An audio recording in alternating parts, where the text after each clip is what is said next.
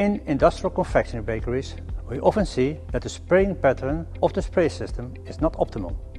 This causes that the baking tins or molds are not sprayed correctly and the release agent is not evenly spread in the form. Also, too much of the release agent will end on the bottom. It might be that the spraying nozzles are not set correctly. The spray angle or the spray height could be wrong.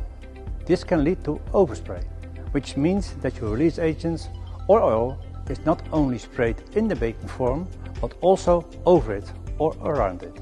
This causes contamination on your conveyor belt, but also in your oven. When the air mix pressure is too high, you will get air dust in your bakery. This will cause pollution around your spray system and a dirty working environment.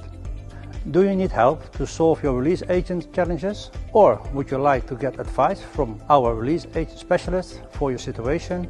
Get in touch with us for a tailor-made solution.